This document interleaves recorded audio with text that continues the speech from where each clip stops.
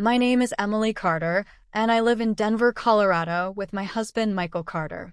We had been married for almost 6 years when this story unfolded, and though I always thought I knew everything about him, I realized I had taken things for granted in ways I never should have. It all started on what seemed like an ordinary Saturday evening. The sun had just set behind the Rocky Mountains, painting the sky with streaks of orange and purple. I had invited a few friends over for a casual dinner. We were all sitting in the living room after finishing a homemade meal, sipping on coffee and laughing about silly stories from college. Someone brought up the topic of protection, how men should be able to defend their families in dangerous situations. The conversation was lighthearted, and everyone was joking, but when it came around to me, I made a mistake. I laughed and said, "Oh, Michael? He could never protect me. He's too weak. I'd probably be the one protecting him." Everyone laughed. But when I glanced at Michael, his face was different. His jaw tightened, and he looked at me in a way I hadn't seen before, not angry, but deeply hurt.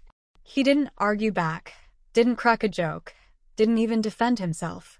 Instead, he quietly stood up, excused himself, and walked out of the house. At first, I thought maybe he just needed some air, but when he didn't return after an hour, my stomach twisted with guilt. I replayed my words in my mind, realizing how disrespectful I must have sounded in front of our friends. Michael's disappearance. That night, he didn't come home. His phone went straight to voicemail, and panic began to rise inside me. I barely slept, tossing and turning, wondering where he had gone. The next morning, I finally got a message. "I need some time, Emily. Don't look for me." It shattered me. I had never seen Michael act this way. He was usually calm, thoughtful, and kind-hearted. I knew he wasn't the most physically intimidating man in the world, but I never married him for that. I loved his mind, his sense of humor, his loyalty. But now I realized I had humiliated him. Days passed, and the silence was unbearable. I confided in my best friend Rachel, who reminded me, "Emily, men may not always say it, but their pride matters. You touched a nerve. You have to show him you respect him, not just say it." Michael's past I never understood. In my search for answers, I reached out to his older brother Daniel, who lived in Seattle. Daniel sighed over the phone and said something that shocked me. "Emily, did you ever know what Michael went through growing up? Dad was not an easy man. He always belittled Michael, told him he wasn't strong enough, fast enough, man enough. It left scars. Michael has always worked hard to prove himself, but deep down, he struggles with feeling weak." My heart dropped. I had unknowingly repeated the same cruelty his father once put him through. The thought of it made me sick. The turning point. A week later, after countless unanswered calls, Michael finally returned home. He looked exhausted, but calmer. He said he had spent the week hiking alone in the mountains, reflecting. "Emily," he began, his voice steady, "when you said I couldn't protect you, it wasn't just a joke to me. You confirmed the fear I've carried my whole life.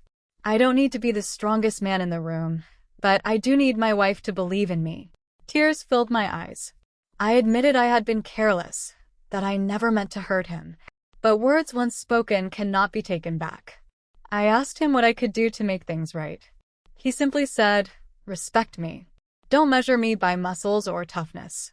Respect me for who I am, and let me prove to you in my own way that I can be your protector." A real test. Life has a way of testing us when we least expect it. Just 2 weeks after our painful conversation, something happened that changed everything. It was late evening, and I was walking back to my car after leaving the grocery store. The parking lot was dimly lit, and as I loaded the bags, I noticed 2 men lingering nearby. My heart raced. One of them approached me, asking for money in an aggressive tone. Before I could respond, Michael, who had just come to pick me up, appeared. He didn't raise his fists or yell. Instead, he calmly but firmly stepped between me and the men, his presence steady and unshakable. He spoke with authority, warning them to back off. Something in his voice made them retreat without further trouble. I stood there frozen, realizing that strength isn't always about physical power. It's about courage, presence, and determination. Michael had all of that. Oh, a changed perspective. That night, I broke down in tears. I apologized again, telling him that I finally understood what true protection meant. It wasn't about muscles or fighting skills. It was about heart, about standing tall even when afraid. Michael embraced me and whispered, "Emily, I'll always protect you. Maybe not the way you imagined, but in every way that truly matters." From that day forward, I made a vow never to belittle him again. I learned to appreciate the quiet strength he carried, the kind that doesn't always show on the outside but burns deeply within. Oh, lessons learned. Our marriage grew stronger after that. I realized how powerful words can be, how they can either build someone up or tear them down. What I thought was a harmless joke almost cost me the love of my life. Now, whenever friends joke about their spouses, I stay mindful. I speak words that uplift Michael, words that honor the man he is. Because at the end of the day, respect is the foundation of love. Michael and I still laugh, still joke, still share stories with friends, but I never forget that night when my careless words almost broke him. And I'll never forget the moment when he proved, without a shadow of doubt, that he is strong enough to protect me, not with fists, but with courage, love, and unwavering resolve.